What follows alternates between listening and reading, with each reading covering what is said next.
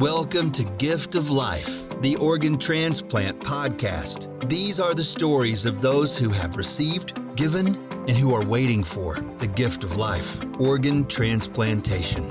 Now here's your host and heart and kidney recipient, BJ Odom. Welcome to Gift of Life, the Organ Transplant podcast, where we explore the extraordinary world of organ transplantation. I'm your host, BJ Odom. Each week, we'll share inspiring stories and introduce you to remarkable individuals who are shaping the transplant community. In this episode 34, we meet Paige Jerome, who went from taking a trip to the ER for what she thought was bronchitis, only to learn that she was to be rushed to Cleveland Clinic in Weston, Florida, only to find herself in desperate need of a life-saving heart transplant. The struggle was long and hard for her and her son as a single parent and her mother by her side. What an incredible and inspiring story. So let's get started by getting to know a little bit more about Paige Jerome. Thanks for having me, BJ. I'm happy to be here. I am a heart transplant recipient. I just had my 5th year heart anniversary in March of this year. And I came to being a heart transplant recipient through always being healthy. I think sometimes I've been able to listen to several of your podcasts and, of course, interact with other transplant recipients. And many times they've been sick for a long time. And so my situation was a little different. I had been being treated for a bronchitis, which we thought was maybe turning into pneumonia. And when we had done tests on the lungs, we had seen some droplets, which were actually being caused from heart failure. But because of my young age, we didn't look at the heart. And so we were being treated for pneumonia. And then a couple days later, I collapsed near my kitchen and was having difficulty breathing that whole day. And pretty much the week was pretty rough. And my son helped me put on my shoes. My mom came over and took me to the ER, and I was actually in pretty desperate heart failure at that time. My heart was just performing at 20%. And at that time, I was in just terrible rapid heartbeat. My tests were very bizarre. In fact, I made the comment to one of the on-call doctors that I'm glad I didn't wait, to come in until the next day. And he basically said, well, 90 minutes might have been where you would have been at, but you certainly would have had a different outcome if you'd waited till the next day. So timing is everything. I went in, I had talked to a good friend who said, don't wait any longer. If the breathing keeps, compromising, shortness of breath, unable to walk, just go in. And so when that happened to me in the kitchen, that's exactly what I did. I rode with my mom. That's a good plan there, I would say, young lady. Yeah. So then that's when you were diagnosed with a heart defect. What was causing it? Yeah, at that time I was diagnosed actually with giant cell, which is giant cell myocarditis. And it was a virus, which is very rare. They know that the origin was giant cell. They sent my heart off for research and for tests to conclude that. They also knew it had enlarged the heart. Sometimes it goes into other organs. People have had it affect eyes, pancreas, very rare, but they don't really know the cause of it. Like, they're still exploring possible causes. But it is one of those things that's like on the rare diseases list. I believe in some people it's been caused by infections. Some could have abnormal immune system responses. And they're actually looking to see if anything is related genetically to that. So I had never been sick really a day in my life other than one thyroid pill, and started that bronchitis, and then came to the giant cell diagnosis, which is what destroyed my heart. So then were you put on the list immediately? Of course, obviously you had to go through some testing, but was it pretty quick after that then, or was there a time period where? Oh, Yeah, very quick. I was at Cleveland Clinic Indian River Hospital in Vero, here where I live. And just about 6 weeks prior to that, we had become Indian River Hospital, had become Cleveland Clinic Indian River shortly before that. So Dr. Faulkner and Dr. Sharif, who were here, actually had just recently connected with the board that was in Weston, Florida, where I had my transplant. And they were already part of an integrated care circle. So the collaboration piece was huge. Immediately, Dr. Faulkner was on with them. He had just been down to Weston 2 weeks before to meet that team. He was on with them, connected with Dr. Navis and Dr. Sheffield. And I was about 12 to 14 hours. I was transported there almost, immediately as soon as they were prepared. But once I got into Cleveland Clinic Weston, which is in South Florida, they already had the whole care plan. So when I rode with, his name was Robert in the ambulance, he rolled me in. There was not a hesitation, not a wait. The care plan was there. The team was running out. It was already in play. So that integrated care connection most likely is what was life-saving. There were lots of things here in Indian River. Now we have a lot of things. They've done a lot of fundraising here and changing of the hospital cardiovascular unit here. But at that time, there were machines and things that we didn't have here in Vero that I needed in Weston. And that's how that happened super quick. We always talk about collaboration in my own work, and I feel like collaboration for that situation was also key. So we can't underestimate how important that is. It supported me from being 2.5 hours away for that integrated care team. It threaded through all the stakeholders in the hospital, whether it was my, rehab group, the research group, my heart going to Ohio and being researched and confirming the giant cell. So I think if I learned one thing, I knew before how important it was, but, it's also important for those life-saving moments as well. Well, if you could see me right now, I've got this giant smile on my face, and you may not know the reason why, but I had a gentleman on this program not too long ago who talked about being transplanted in Weston, and his doctor was also Dr. Sheffield. Now, I had my heart transplant at Tampa General Hospital in Tampa, and my surgeon was Dr. Sheffield. Yes, he came over in 2014 because he was at Tampa General before. Oh, so you know him. Yeah. Now let me ask you this question. Him. I love him. He's one of the greatest doctors I've ever met. But I've got to ask you this question, and he had the exact same answer that I had. When you first met him, did he look like a surgeon to you? He looked honestly like when he walked into me, because I met him before, I'm sure, but I had gone under BJ. So as soon as I got to Weston, I became very unresponsive. So there's no recollection of any visual of him. I heard voices and conversations. But when I woke up, I honestly felt like Dr. Sheffield was like an angel to me. So it was almost surreal because he was that person. And the day that I did wake up, because I woke up several days after being under for such a long time, and then after my heart, I was in like mass confusion.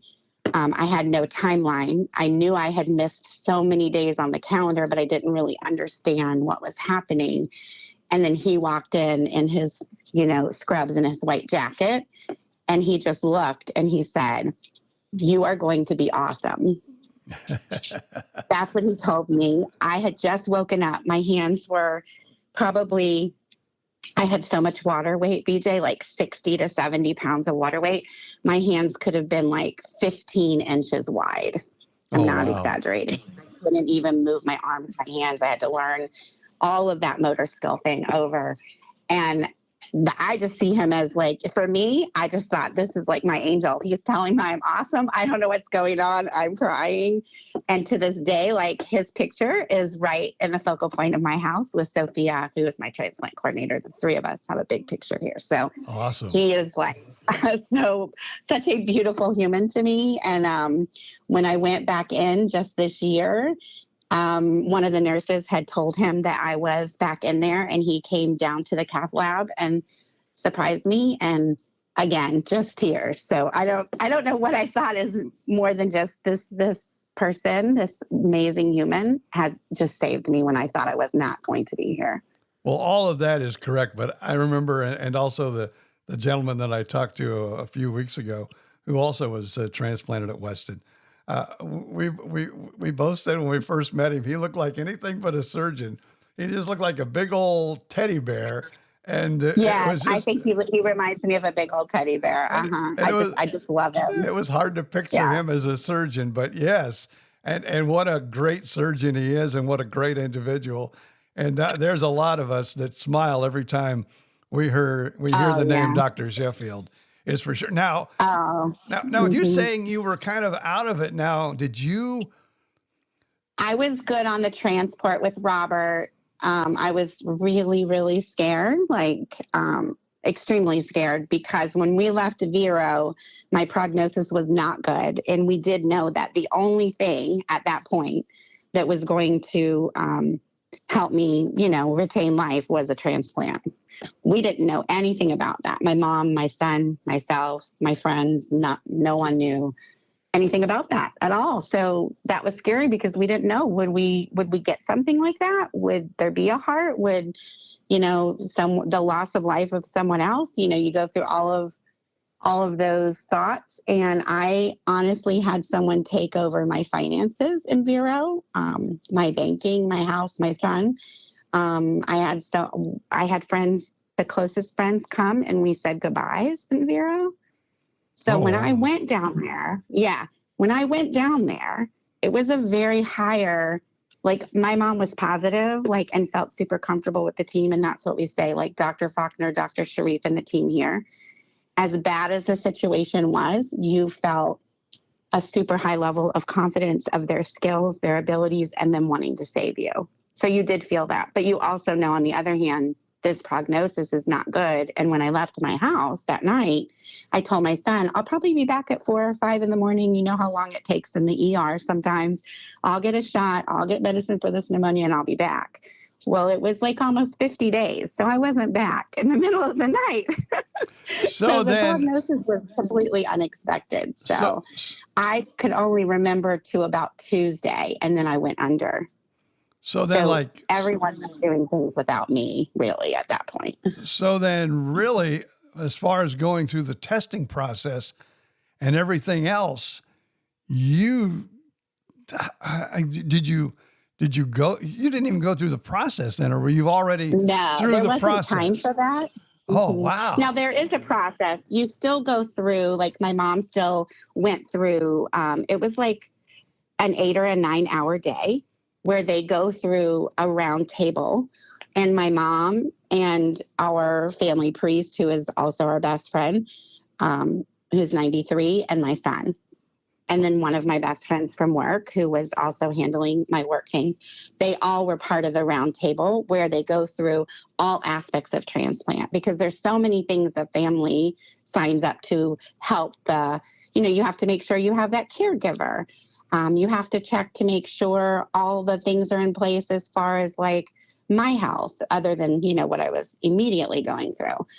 You have to make sure that when you've had that transplant, that you're going to have the care that you need afterwards. So they still went through all of that. But as far as you have to get certain vaccines done before you can do this. You have to reach a BMI before you can do this. Or, all of those things that sometimes when we're waiting on the list that we do to be able, you're correct. That piece I was more fast tracked to something which I think the levels are different, but it was 1A at the time, which meant that it just moved me to the top of the list because I didn't have life sustaining ability. Right. In that time. And I had between they really did say between 3 and 4 days at Tuesday.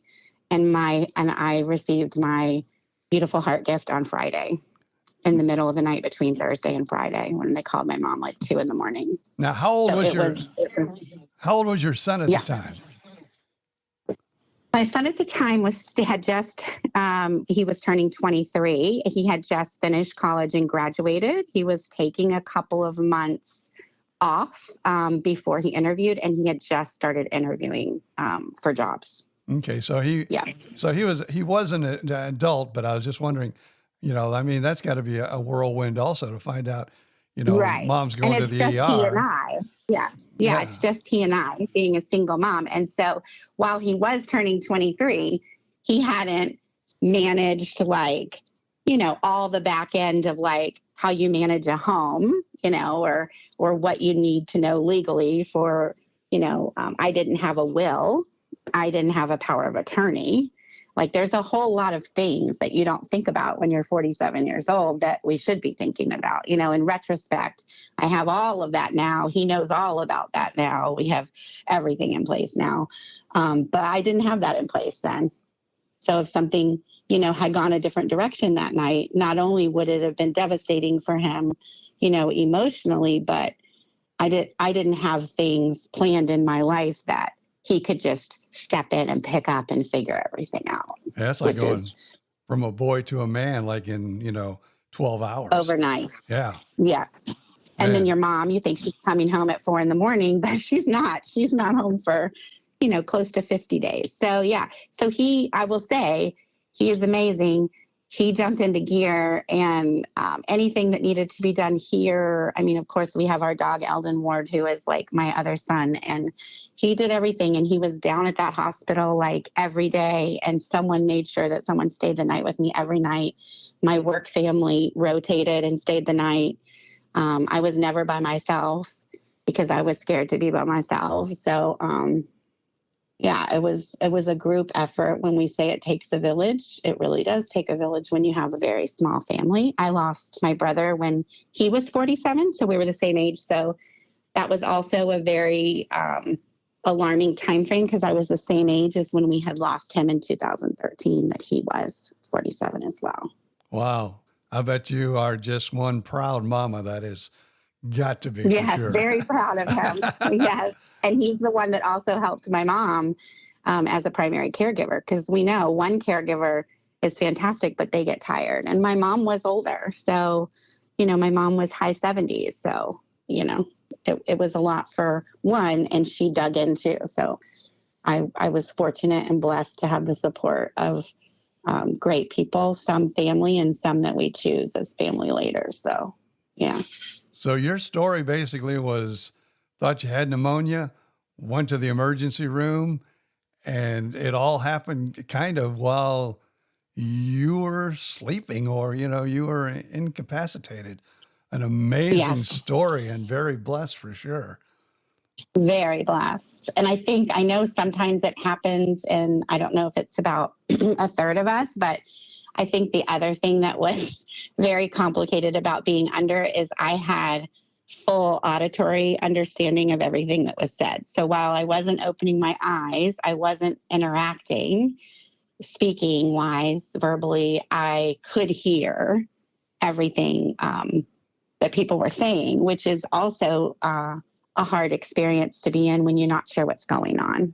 Yeah. So that was, very confusing to me. My dad had just passed away shortly before this, and I took care of him, and my mom, she just recently passed away, but I took care of both of them through hospice at home. And I had known about how, we helped them with pain and morphine, because I had helped my dad. And then as I was hearing them talk about morphine for me, totally different use of morphine, I remember being panicked and thinking that I was at an end result. Like I had come here, it wasn't working, and now I was on morphine, because I didn't know. I didn't know how they used morphine in other ways. So lots of very scary things when you're under and you can hear everything. So now I always tell people, if someone is like that in the hospital, just talk to them. talk to them every minute you get. Spend every minute, like touch them, speak to them, tell stories to them, because they could be one of those people that can hear everything that you're saying, and it makes a difference. It makes a huge difference. Now, so were probably your son and your mother both now and again would take your hand. Did you feel that? Yep. I could feel that. My girlfriend flew in from Chicago. I could feel that. Our best friend, who's also our family priest, was giving me last rites. I knew that. I heard prayers. I heard Dr. Sheffield. Like, I knew that there was a nurse that I recognized with her voice. And when I woke up, I knew who she was. Wow. She had been a night nurse, and I could recognize her voice. Yep. Yes. So, and she didn't think I'd met her, so she was introducing herself. And I'm like, oh, I know. I remember, because it was that she was in there that same night where the morphine conversation was happening. So that voice I will always remember her. And I've seen her since, just as many times as you go back to the hospital. So, yes, those connections, whether I was under or not, are very, very bright in my mind. Now, I'm going to ask you this because I had bypass surgery before my transplant, and they actually lost me on the table. And I didn't know this, of course, but they, when I go back for my, checkup to make sure everything is working properly after my bypass surgery, the doctor asked me, well, did you have any out-of-body experiences or see the light? And I'm going, no, should I? And he goes, well, we did lose you on the table. And sometimes when people have been, near death, that they have done anything like that. So I'm going to go out on a limb and ask you, did you have any out-of-body experiences, or did you see what they call the light? I have a lot of memories, but I don't know if it was like they talk about the ICU delirium kind of things where you have real vivid dreams. And I don't know. I don't remember seeing like anyone I knew that had passed on as like a light, welcoming me or having vision or anything like that. But I do remember some different conversations, but they were more like dreams. Okay. All right. A lot of vivid imagery and dreams and places. Like, there were things happening that were involved with some of my deepest work partners that I was dreaming about, and I was thinking that I was doing those things, but I was not doing those things. I was in a hospital bed. So the light, no, but the unusual things happening, yes. But I think it was just very, very vivid dreams. Okay. Because, I don't know. I just, for some reason, my curiosity got the best of me there, and I just had to ask that question. Now, of course, they did have to do the pads on me, though, when they shock you back. So I did have that experience as well. I had that in Indian River and in Weston. Okay. So I was right there, very close to that as well. So now because you said you were quite healthy up until this time. Very healthy. So how was your recovery then? But then, of course, you say also for 50 days, you were basically, I didn't walk. Yeah, you were bedlocked, you were bedridden and kind of pretty much out of it. So how was your recovery? I would say I was cognitively aware. My transplant was on the 15th of March. I had a lot of fuzzy unknowns. Timeline was very confusing until I'd say the 20s. When I woke up, I still could not understand the timeline, how I could go into the hospital on the 7th and wake up in the 20s of that month and not understand what's happened in those days. Because for me, every day counts and every day has things. And I had gifts that I had bought for my team for St. Patrick's Day, which was the 17th, that were in my car. So when I woke up, I knew it was past St. Patrick's Day because the nurse that I was telling you about, her voice, they had gone out the night before and her hair was green. So for St. Patrick's Day. So I knew I had missed all of this time. And I just couldn't figure it out. Now, they say pretty much for every day that you're under like that, it's like 7 to 10 days of getting that muscle mass back and, returning that atrophy and things of that nature. Plus I had, don't forget, the 60 pounds of that fluid on me. in my body. And how long did So that I take was, to get that yeah. off then? Would that take, I mean, I went to rehab. I would say maybe the end of April, I could see a huge transition happening in that. But again, we know that we lose fluid when we are able to walk. mm-hmm. And I was not able to walk, but I did go to rehab. So I wasn't bed bound in that aspect because every day, Dr. Sheffield and the team, they're like, every minute that you're in the bed, right, is not the same kind of minute you're going to heal as if you're in the chair. So if I was even a blink of an eye up at 6 a.m, I was buzzing and asking if someone was there. They were helping me. You want to get support, though. You can't just start moving without people knowing you're moving. And then shift change happens at 7. So I didn't like to wait till after shift change because I wanted to be in the chair every minute I could be in the chair, because I kept saying, if I'm in the chair, I'm healing better, like not in the bed. So I would get up. I'd want to be over there early before shift change so I could start my day in the chair. And then I had great PT and OT. So even though I couldn't physically walk, they walked me, which is a very different experience, like people holding you on each side and moving your legs for you. So even though I couldn't do that myself, or I couldn't feed myself, I was taught how to do those things, and that's what they did. So I was moving. I just wasn't moving like the people who are walking 100 feet in the hall as soon as they wake up. And this is why I always say on the podcast too, and when people ask me about a heart transplant or any medical procedure that I've had in the past, I always have to tell them, no two people are ever the same.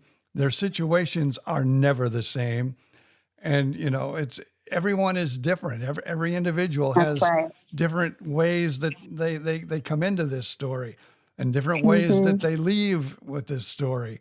And so every story is different, and proof again, every story. Because this is a lot that most transplant patients have not ever had to go through.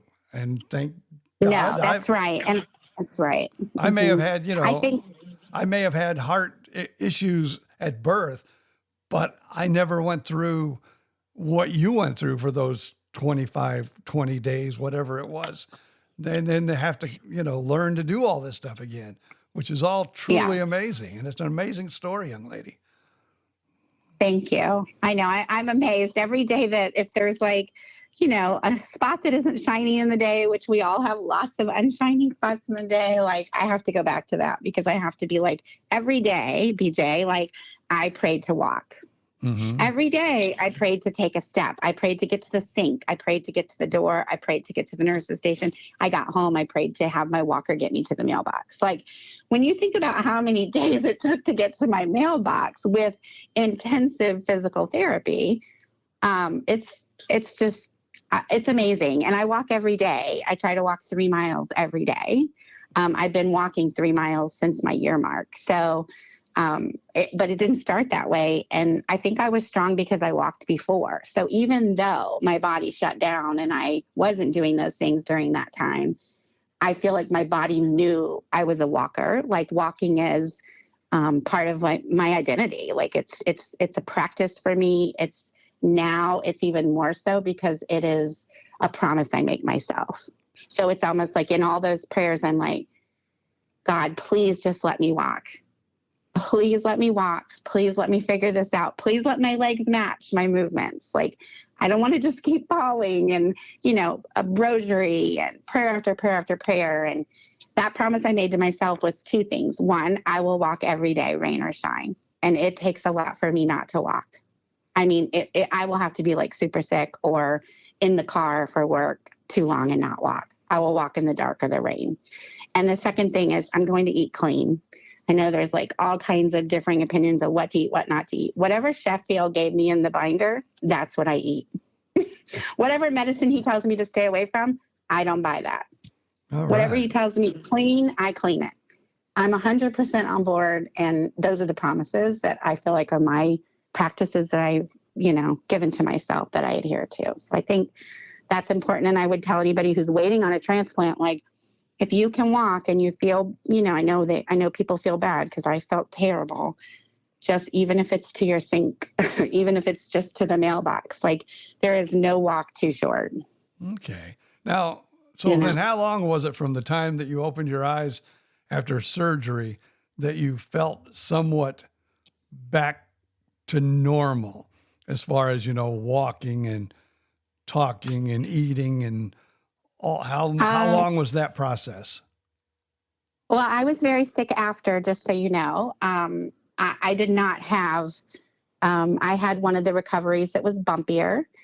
I had rejection 3 months after. I had a donor virus, which tore my white blood cells down to 0, which is, it's the bacteria in our mouth becomes dangerous at that. People need to wear their COVID looking suits. And this was way before COVID, to come in your room, because I'm so, fragile at that point. So I was back in the hospital for 26 days at about that 4-month mark. And in 26 days, I went through 3R rejection, and I had to go through plasmapheresis, which was, another quite a big ordeal, but did save me again. Was effective, how the plasma changed the antibodies. It took me 6 rounds of that, where they actually are cycling through frozen plasma. And it goes through in a catheter, and it cycles through your blood, so that they're putting, I think it's 47 bags for each round. Yeah. So I did that 6 times.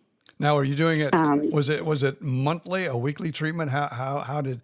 Now, I did it. I would do it like 2 days in a row, and I would do it monthly.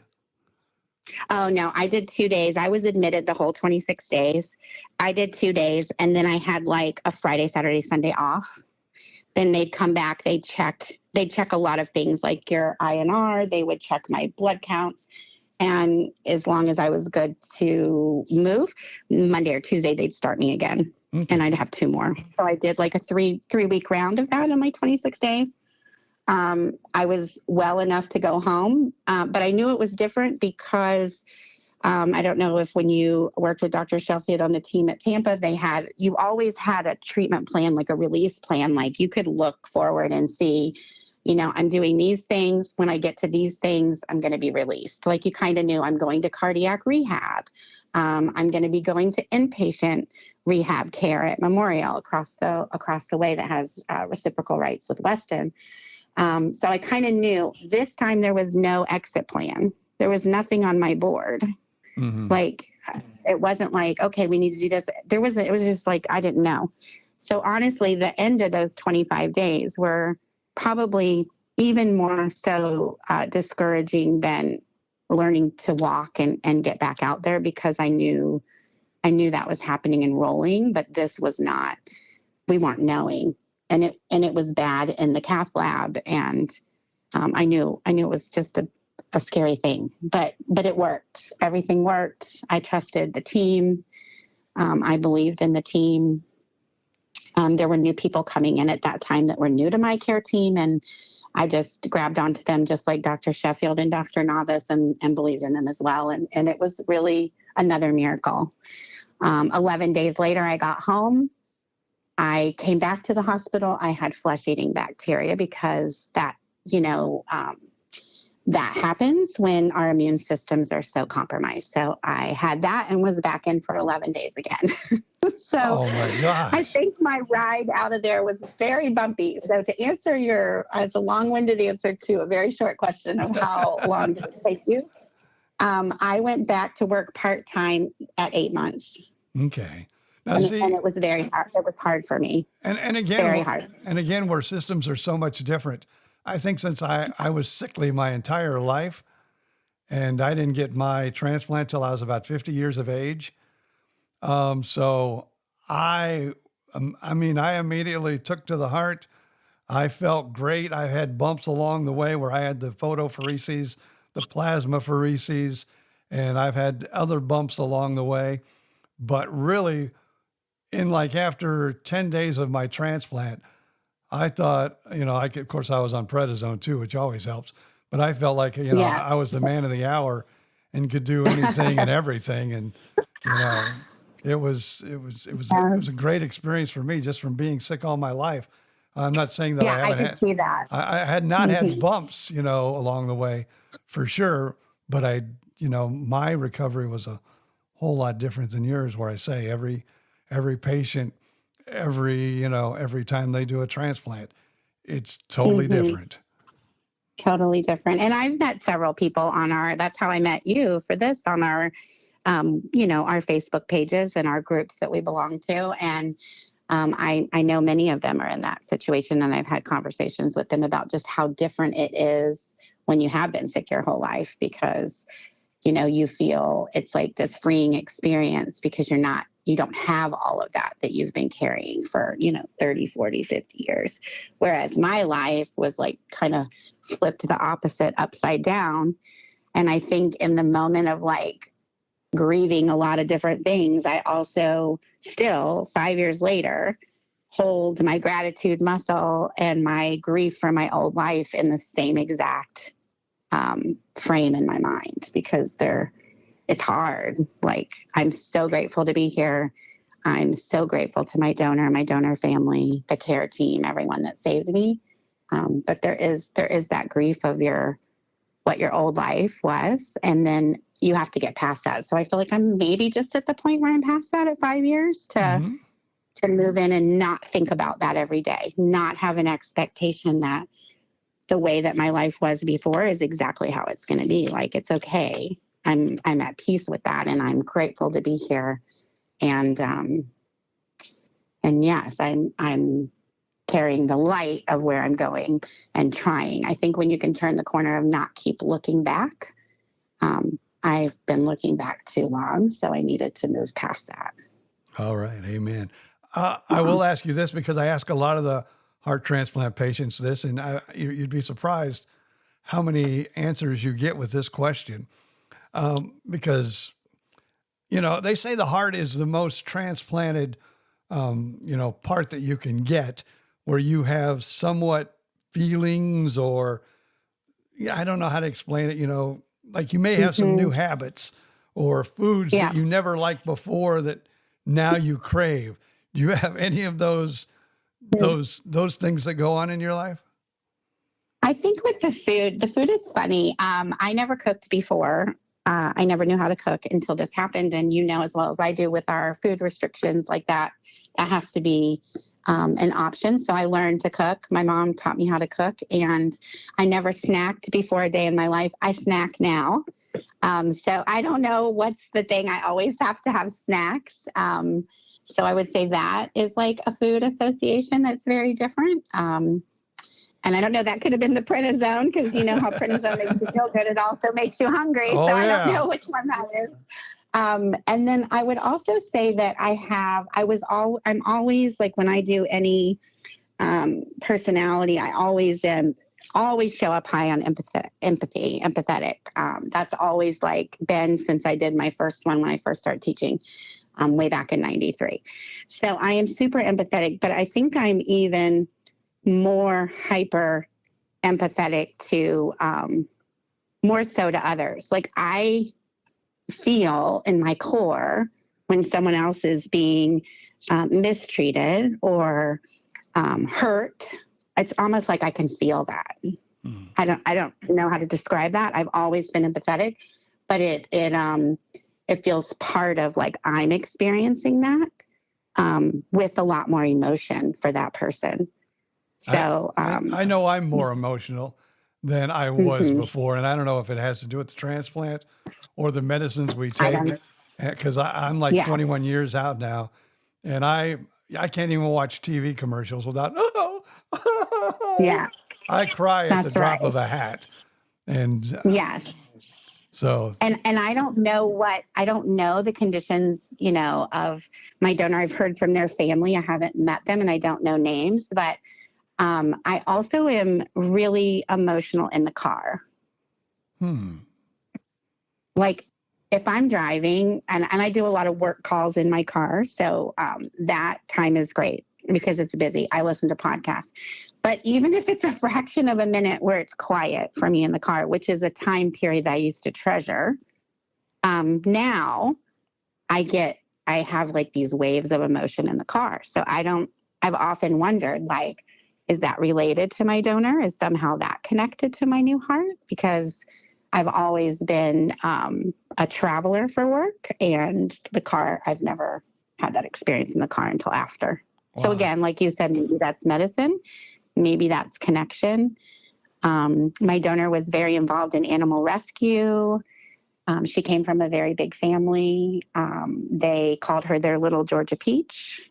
I just did a volunteer activity with Our Legacy, and we made our jackets in tribute to our donor family, and then some parents and siblings of family members that had donated were also there, and we built jackets and we put patches and sayings and tributes to our donors, and it was a beautiful event.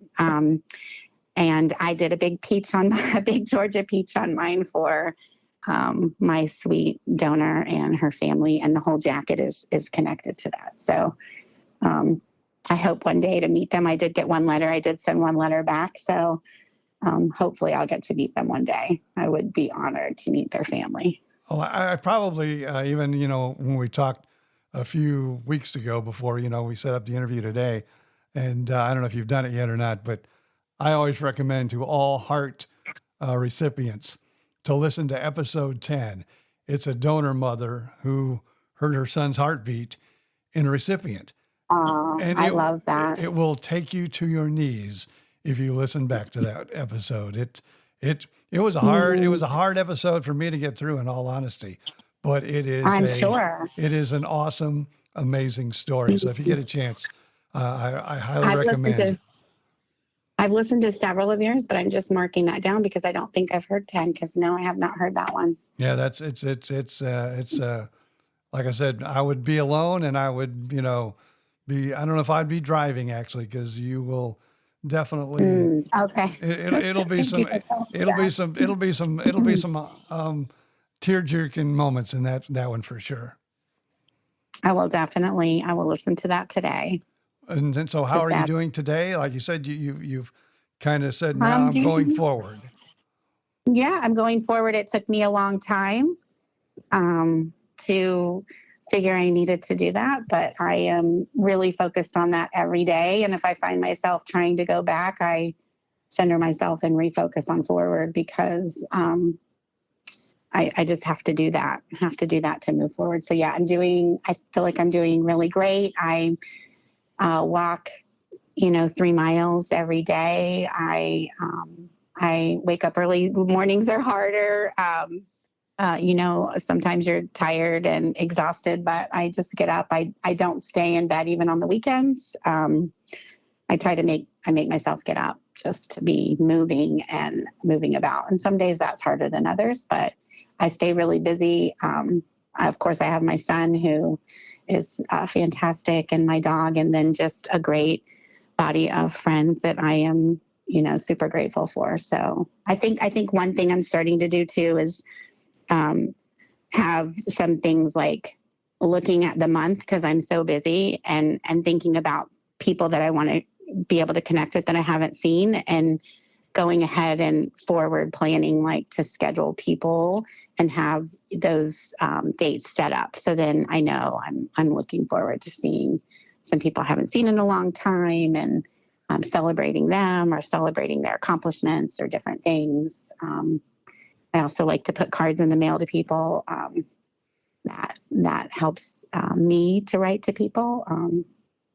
I wish I had a lot more time to do that, because I really enjoy that. But yes, I am doing well. I'm, like I said, super grateful for this life, grateful for my care team, and even grateful for you, BJ, to tell stories of all of our different stories, and being a part of the different forums online, because I feel like it can be an isolating experience. And I feel like sometimes it would be hard for anyone that hasn't gone through what we've gone through to ever really understand the experience. And so sometimes that can feel real isolating. Well, I have heard from a lot of, and it seems like, I don't know, it just seems like in the last few weeks, actually, I've heard from more and more people who are maybe waiting for a transplant, or just found out they may need a transplant, that have started listening to this podcast. And it seems like I hear from many of them that says, it's really helping me. And I gave this story just last week also.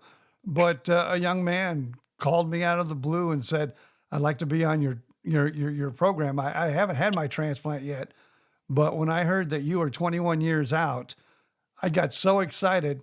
I immediately jumped in my car and ran and made my dad listen to your podcast. And I love that. So yeah, just it makes you feel good that we are helping others, that you're either going through it or are about to go through it. So thanks for your story. That's right. And please do me a favor. Thanks for having me. And sure. Do me a favor by telling your son that I don't know him, I've never met him, but I've heard your story, and I have a daughter and a son that I am very proud of, and say, just as a man on the street, I am so proud of that young man. And it's just an honor to have heard your story and heard about him. Oh, thank you, BJ. He is my shining light. If you ask me what my light is, it's definitely Jacob. He is, yes, I adore him. So thank you. And I will tell him. And I'm proud of your two also. It's nice to have them with us. Yes, it is. And it's nice to be around so we can share moments with them. That is for sure, because it's moments that we would have lost if we didn't have our transplants. So that's right. Anything before I let you go that you would like to, mention or shout out to the world that, that is on maybe your heart, or you'd like to just, this is your last shot to tell people what you want.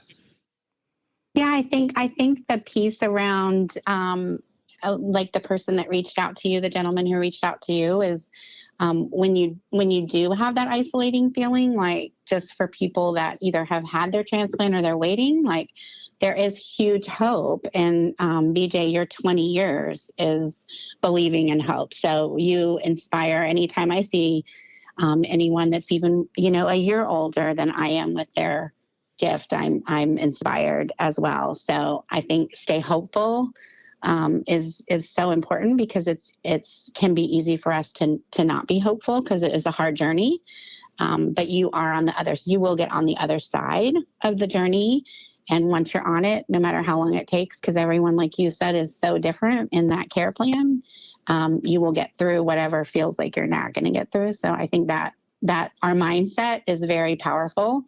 And I'm a super positive person, but I had to control that mindset. I had to talk to myself and put myself in a different mindset. So don't be worried to do that.